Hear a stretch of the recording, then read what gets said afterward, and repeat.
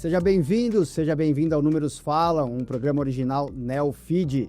Eu sou o Márcio Croin e no programa de hoje eu converso com José Alexandre Freitas, CEO da Oliveira Trust, a plataforma digital de serviços fiduciários. Freitas, tudo bem? Seja bem-vindo.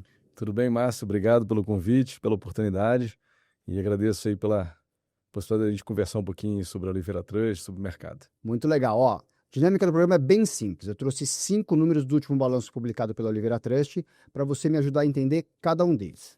Depois a gente inverte. Eu faço a pergunta e você me traz o número. Vamos nessa? Vamos lá. E para você que nos assiste ou nos ouve, todas as informações que a gente traz aqui são públicas e estão disponíveis no site de relações com investidores da Oliveira Trust. Freitas, meu primeiro número para você é o seguinte: 783 bilhões e 400 milhões de reais foi a captação do mercado de capitais em 2024, um recorde e um crescimento de 66,7% sobre o ano anterior. 90% desse montante veio da renda fixa. 2025 tende a ser um ano com as mesmas características? Sim, esse dado é muito importante, até porque se a gente remeter à época da pandemia, do período mesmo de 2021, 2022, a gente tinha 30%, 40% da captação indo para renda variável. Tá. E isso você vê aí pelos dados, quer dizer, renda fixa prosperando bastante, um crescimento aí significativo e com 90% do novo investimento sendo direcionado para renda fixa. Para 2025 a gente imagina a mesma coisa, Tá. principalmente em função da taxa Selic, a taxa básica de juros, que ainda está bastante elevada. Acho que ao longo desse ano essa fotografia deve se repetir e até talvez um pouquinho para o início de 2026. E a gente tem segmentos que vão melhores dentro desse pacote de renda fixa? Exatamente. Quando a gente fala de produto estruturado, a gente tem as debêntures estruturadas, os FDICs, os fundos de investimento, os CRIs e os CRAs, Tá. o certificado de recebível imobiliário, o certificado de recebível do agronegócio. Mas com a taxa de juros muito alta, o CRI acaba ficando inviável para fins de aquisição de carteira de financiamento imobiliário pessoa física. Uhum. Taxa de juros muito alta para contratação no financiamento imobiliário residencial. Tá. E aí você tem pouca carteira lastro para CRIs, e aí ou você faz um CRI corporativo ou um CRI de papel, que vai comprar um título de renda fixa lá embaixo, ou de fato você acaba descartando um pouco o produto CRI. Já o FDIC e a debênture estruturada não, ele tem uma ponta justamente inversa. Os números, inclusive do primeiro trimestre desse ano, também foram bastante significativos, mais de 50% de crescimento com relação ao ano passado. No mesmo Impressionante. período. O FDIC está impressionante. Impressionante. E debêntures também. Aí a debênture você tem só uma mudança um pouco do emissor, do tomador. Tá. Os grandes emissores começam a olhar muito para o mercado internacional, principalmente com dólar estável. Uhum. Já uma entrada de novos emissores, novos captadores, tomadores de recursos já do middle market. Aí a preocupação é um pouco na visão de risco de crédito desse novo tomador. Uhum. Mas em termos de volume de captação, a gente vê um 2025 muito favorável para a renda fixa, com debêntures, FDICs, se puder botar a ordem, né? Tá. De preferência, e depois, e as juntas comerciais também, e depois a gente caminha aí para o CRI e para o CRA.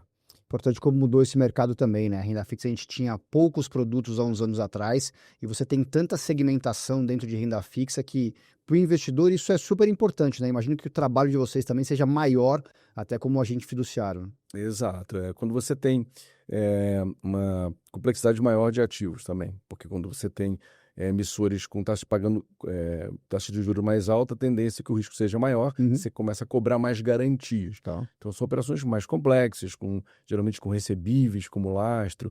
Isso gera um trabalho maior do agente fiduciário de acompanhamento e monitoramento dessas garantias.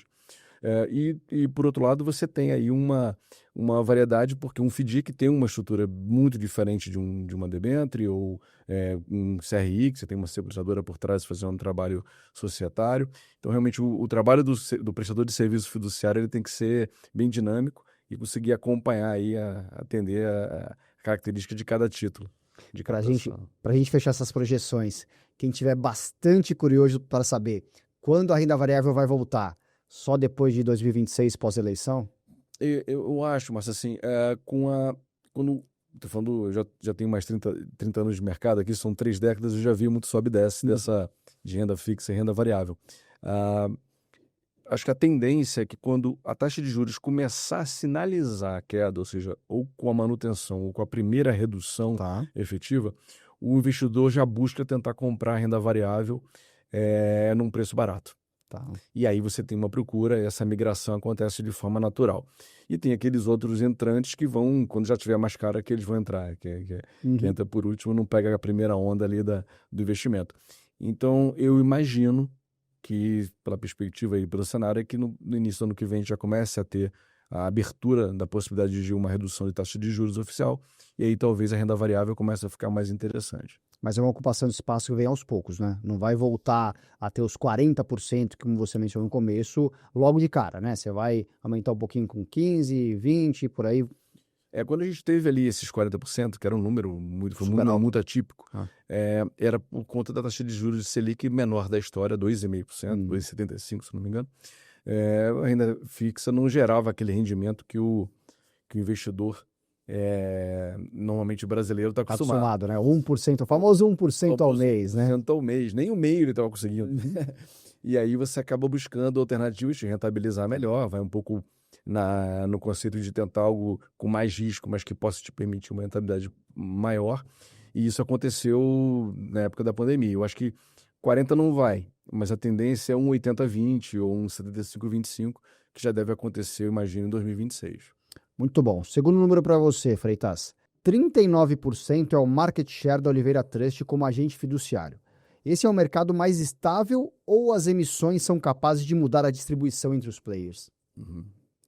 Bem, eu acho que o mercado ele tem essa capacidade de acabar ajustando, por quê? A Oliveira Trust, historicamente, acaba atuando mais em operações estruturadas, mais complexas. Num cenário de operações mais complexas mesmo, do ponto de vista de garantias, de covenants, de obrigações, a gente acaba ganhando mercado e o market share aumenta. Com operações mais simples, você tem outros concorrentes também que acabam o preço do prestador de serviço acaba sendo mais relevante, embora a gente tenha visto aí casos recentes que empresas AAA também tiveram dificuldade, tiveram muitas assembleias, renegociações, e a gente fala, né, isso, o nosso sócio controlador lá, o fundador, o Mauro Sérgio Oliveira, ele tem até uma plaquinha que a gente deu para ele de presente no 30º ano da empresa, que é o seguinte, ele fala, agente fiduciário é igual seguro. Se você não bater com o carro, serve qualquer um. Aham. Né? Então, o agente fiduciário é um pouco disso. Se você está numa operação, no mercado pujante, sem inadimplência, você não vai lembrar nem que é um agente fiduciário, porque você vai investir e vai ter o dinheiro de volta. Mas na hora que dá o problema, o estresse, a gente só tem que estar junto. Né? E é quando a gente consegue acabar ganhando o mercado, pela tradição, os 3 décadas de trabalho, o mercado acaba jogando um pouquinho para a gente mais também. E eu consigo manter, ao crescer um pouco o market share.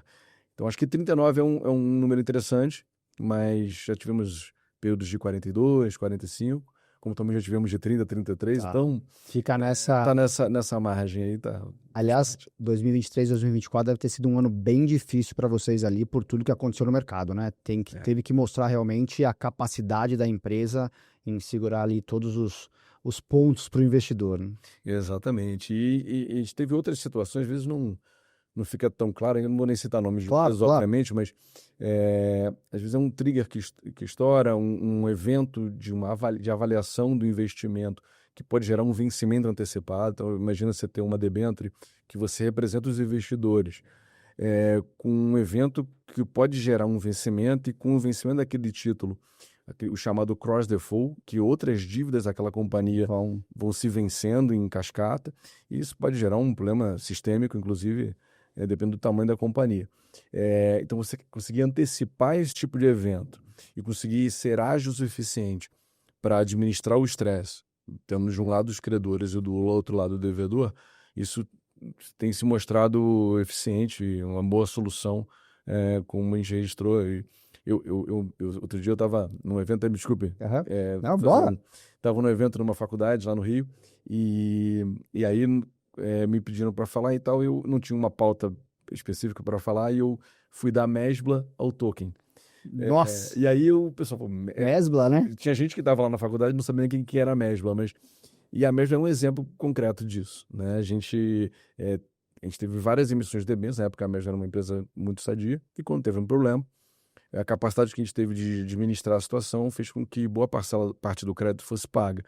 E o agente fiduciário é isso, é você conseguir, numa situação de estresse, recuperar e receber, devolver todo o crédito, se possível, né, ou parcela relevante, para que o prejuízo seja o menor possível, ou zero. Essa é a atividade principal do agente Essa é a fiduciário. mágica, né? Essa é a Essa é a mágica. mágica. Aliás, Meslo, eu imagino que era um tempo que você controlava tudo analogicamente. Hoje é tecnologia, né? Hoje a tecnologia te ajuda a antecipar esses fatores, né? Exatamente, foi aí que eu fui até o token, né? Uhum. Porque justamente a gente usa hoje muito blockchain, todo o nosso sistema de controle de titularidade de investidores é 100% via blockchain.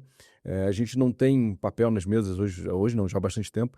A utilização hoje é 100% de sistemas, são mais de 300 robôs desenvolvidos internamente para esse monitoramento. Criamos uma área de inovação dentro da companhia, de transformação digital, há 4 anos e que desenvolve sistemas e robôs só para funcionamento e automação de processos na empresa. Sem isso seria impossível fazer o que a gente faz com o número de profissionais que nós temos. Realmente a tecnologia ela é fundamental para você ter um trabalho eficiente, seguro e celere. Muito bom. Terceiro número para você, Freitas. 175 bilhões de reais, um crescimento de 13% sobre o primeiro trimestre de 2024, era o total dos ativos sob custódia da Oliveira Trust no primeiro trimestre deste ano. Qual é a estratégia para continuar crescendo frente a essa base, que já é grande? Sim. A gente tem aí algumas iniciativas próprias de conseguir prestar serviço de custódia, que é, no caso, o back-office, nas estruturas de fundos de investimento, para outros administradores, não só para os fundos da Oliveira Trust. Hoje já tem 3 parceiros grandes em que a gente desenvolve essa atividade. A outra questão também é prestar serviços de escrituração em ativos de investimento, valores imobiliários, como notas comerciais, certificados de recebíveis imobiliários, os CRIs, os CRAs e debêntures, que acho que permitem a gente crescer esses números de custódia e escrituração sem ter necessariamente o crescimento igual no percentual de administração de fundos, que já é um crescimento um pouco mais gradativo. Lento, né? Com mais concorrência também. Né? E o momento dos fundos de investimento também é mais difícil, né? Tudo bem que estou olhando só para multimercados, a gente sempre fala, né? Os de renda variável em geral, ações, mas é um crescimento menos, mais vegetativo quase, né? Exato, a gente teve também, acho que os números de administração de fundos também cresceram nessa ordem de 10% a 15% no primeiro tri desse ano com o primeiro tri do ano passado. Mas o carro principal aí nessa corrida foram os FDICs. São os FDICs. Mas se eu tenho os fundos imobiliários e os FIPs crescendo muito pouquinho, eu tenho que crescer muito mais no FDIC para que esse número seja relevante. É isso aí. Acho que e os fundos líquidos igualmente. Acho que esse que é a mágica que a gente tem que fazer. Mas é um número bem razoável. A gente já está satisfeito com os números de crescimento para esse primeiro tri. Vocês são avaliados todo trimestre pelos gestores, pelos fundos, etc., para continuar? Não? Tem um período de contrato que você tem que cumprir para depois saber se renova ou não? Ou ele continua até que uma assembleia possa vir a trocar o agente? Exatamente dessa forma, como você falou agora por último. O gestor que está idealizando e estruturando o fundo, ele nos contrata lá no início. E essa performance, tanto dele quanto nossa, essas performances são avaliadas ao longo da vigência do fundo. E aí o cotista que tiver achar que a atividade não está correta, o serviço não está feito, sendo prestado a contento, ele pede a convocação de uma assembleia para substituição. Isso pode acontecer tanto para um novo fundo vindo para o OT, como de um fundo saindo do OT. Isso é natural que isso possa acontecer. Mas a gente tem um churn bastante baixo. Acho que geralmente a gente tem recebido, esse net aí é positivo, vem mais do que sai, né? Muito bom. Muito bom. Quarto número para você, Freitas. 78 milhões e 500 mil reais foi a receita líquida da Oliveira Trust no primeiro trimestre deste ano, uma expansão de 13% sobre o mesmo período de 2024. Quais foram os principais fatores que ajudaram a empresa a alcançar esse resultado? Vamos lá. Entender um pouco como é que está essa divisão de receitas. São 3 grandes núcleos: a administração de fundos, os serviços qualificados, que incluem custódia, controladoria e escrituração, e os serviços fiduciários, que tem o agente fiduciário tradicional, da debênture, do CRI, do CRA, e o serviço privado, que a gente chama, em ofertas privadas de valores imobiliários, onde a gente atua também como trustee. Na primeira via, que é a administração de fundos, que a gente mencionou, o FDICs impulsionaram muito bem, o FIP imobiliário nem tanto, os fundos líquidos bem, então a gente conseguiu uma média até acima desses 13%. Na custódia, bem mais, assim, a gente conseguiu aumentar, bastante. E principalmente na área de escrituração, a receita tem crescido bastante. E já no serviço fiduciário, a vertente de operações privadas, até por questões de renegociações, os contratos que a gente teve e tal, o crescimento não foi muito pequeno. E aí, quando você olha o global, as outras rúbricas tiveram que puxar a receita. Então, a tendência, quer dizer, tendência, não posso falar em tendência, mas a expectativa é que a gente tenha uma melhora, inclusive, em função do crescimento de todos os produtos de uma forma igualitária. Esse primeiro TRI ainda teve o produto privado ali um pouquinho abaixo dos demais e o imobiliário e o FIP. Mas, em termos gerais, uma taxa de crescimento de entre 13% a 20% é o nosso padrão aí de crescimento anual. E vamos combinar que 2 dígitos, né, num país com uma inflação alta, né, com as dificuldades todas que a gente enfrenta no Brasil, é super considerável, né? Você não pode desprezar e falar assim, isso aqui não foi bom, né? Foi muito bom, muito bom. Não, a gente tem conseguido manter, inclusive, o nosso foco está sempre no crescimento ali, dobrar a cada 4 anos, ou seja, 18,9% ao ano de crescimento, esse é o foco nosso ali, mas não necessariamente vai conseguir bater em função de questões de mercado, etc. Mas a gente está bastante satisfeito realmente com o que a gente tem conseguido, inclusive com recuperação de margem, já graças à automação, os sistemas, a tecnologia empregada na atividade. O quinto número para você, acho que tem um pouco a ver com isso. 17,1% foi o crescimento das despesas operacionais do Olivera Trust no primeiro trimestre de 2025. O que gerou esse crescimento e como a empresa vai trabalhar para manter os custos sob controle ao longo do ano? Sim. Boa parte desse crescimento das despesas está voltada para o crescimento, para o aumento das Phantom Options, que são os incentivos para os executivos. Então, em função do crescimento que a gente teve no ano passado, há primeiro trimestre desse ano, natural. É natural que haja um crescimento. Então, ele é quase que um aumento em função do crescimento normal que a empresa tem tido. E aí gratifica melhor as equipes, são diversos, aí quase mais de 20% da companhia tem direito a essas Phantom Options, além da participação no lucro, e isso influencia a despesa operacional. A outra questão também são os investimentos, aí tem alguns investimentos, algumas despesas com contratação de pessoal, muita gente na área de tecnologia, justamente para essas novas iniciativas, que é um investimento que você tem que fazer antes de ter o resultado. Claro. Então é natural que até no primeiro semestre ainda tem um impacto maior, depois a gente começa a colher um pouco os frutos dessa despesa, mas é até um investimento, né? Embora seja com pessoal. Claro, você tem que colocar como despesa. Exato. Né? Balanço é assim. E até a questão dos lucros, você pode ver que mesmo com a despesa que subiu em 17%, o lucro subiu mais do que isso, a gente teve já uma recuperação de margem. Isso é super importante, né? Então, obviamente que isso sai, né? Toda essa Phantom Option sai no segundo trimestre, né? Você pode ter um pouco de impacto pelo investimento em pessoal, né? Tecnologias, etc. Mas tendência é isso estar controlado ao longo do tempo, né? Exatamente. Muito bem. Freitas, vamos mudar o jogo aqui, hein? Agora eu faço a pergunta e você me traz o número. Vamos lá. O melhor número a ser apresentado? Número 25%. O que é ele? Seria um número de expectativa de crescimento do lucro para o ano. Acho que esse seria um dado importante. Acho que um número alvo de 25%. Muito bom. O número que melhor representa a Olivera Trust? Tem alguns que poderiam representar bem, mas eu vou falar...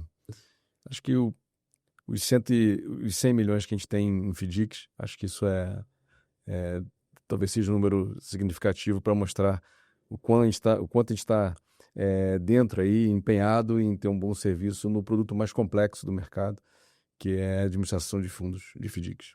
Você acha mais complexo o mercado, FIIs? Sem dúvida. É mesmo? Sem dúvida. O dia a dia não tem nenhum ativo no mercado que seja tão complexo em termos de relatório, de governança, de relacionamento. Não tem dois fundos iguais. Tá. E isso gera um nível muito maior de controle e processamento. Até se me permite dar um exemplo. Com certeza. Tem um FDIC de uma companhia que ia ser levado para um banco e o banco falou, não, isso aqui eu preciso de um tempo para poder desenvolver, que o meu sistema não consegue fazer isso. Eu falei, o que você tem que o banco não consegue te entregar? Uhum. Quando eu vi, o empresário era uma empresa de varejo, ele cobrava juros simples no primeiro mês, juros compostos a partir do segundo e prorata por dias corridos. Ou seja, o consumidor ele podia ir no sábado e pagar um pouco da fatura, no domingo ele voltar a pagar mais um pouco, e no feriado. O banco não tinha como controlar isso, até porque era um juro híbrido, porque a partir do segundo mês virava juro composto normal. Como é que você consegue acompanhar e ter um nível de conciliação e relacionamento com a empresa se você não tiver uma tecnologia, um sistema próprio que seja adaptável a esse tipo de cenário? E a gente tinha para entregar e a gente fez o fundo. Um fundo recente, eu não sei se pode citar o nome da empresa. Como você quiser. Tá. Então For mais confortável. Aqui. É uma empresa, não vou citar o nome da empresa, mas é uma empresa muito conhecida de venda online. E eles falaram, eu preciso de um fundo que opere 24/7. Eu falo, mas como é que é? Não, eu tenho um lojista, o estabelecimento, ele quer antecipar uma parte do que ele tem a receber conosco no sábado. Eu falei, mas não, tem alguma despesa que ele tem que pagar no sábado e ele quer. Baixar. A gente montou, esse fundo roda já há um ano. Essa é até uma notícia num outro veículo uma vez, falando sobre esse fundo especificamente, e ele roda 24/7, ou seja, e 100% sem nenhuma intervenção manual. Os meus analistas recebem o tempo todo o processamento, a informação, mas não tem ninguém para apertar um botão. O fundo roda de interação por API total entre a Olivera Trust e o lojista, lá, o cliente, com esse lojista não, né, com a empresa, com esse relacionamento 24/7, e tem sido um sucesso. Inclusive, a gente está replicando esse modelo para outros fundos. Então, você vê o nível de complexidade que o FDIC pode trazer. Numa debênture, você não tem tanto isso, né? E aí, já no FDIC, você tem essa flexibilidade, sem falar que você tem as obrigatoriedades de CVM. Pois é, legais todas por trás disso, né? É isso. Essa é a beleza. Nossa, que interessante essa complexidade toda. A gente vê o produto final, a gente não imagina o que está por trás dele, né? O que está mexendo ali para você, o investidor principalmente, né? Um número importante, mas que ninguém olha para ele. Falando da companhia, eu acho que o fato da gente não ter nenhum endividamento, acho que isso zero. O zero do endividamento, acho que isso é um dado interessante. Hoje em dia, com esses juros, porra, não tem nada melhor do que não ter a preocupação de dever para ninguém. Nem né? parcelamento de imposto, não tem nada. Isso acho que legal. Muito bem. O número que não sai da sua cabeça? 1 bilhão. 1 bilhão do quê? De faturamento, de receita. O dia que a gente chegar nesse faturamento anual... É 2025? Não. Infelizmente não, ainda não. Mas esse é o número que é o meu alvo pessoal, pelo menos. E eu sei que para os sócios também, porque vai realmente colocar a companhia num outro patamar. Mudança de chave, né? Mudança de chave. Para a gente fechar, o próximo número vai ser? O próximo número vai ser 500 milhões. 500 milhões. Do quê? De faturamento. De faturamento. Esse é o alvo também, o nosso número de receita. Acho que, pelo que a gente vem crescendo em termos de expectativa, acho que 500 milhões.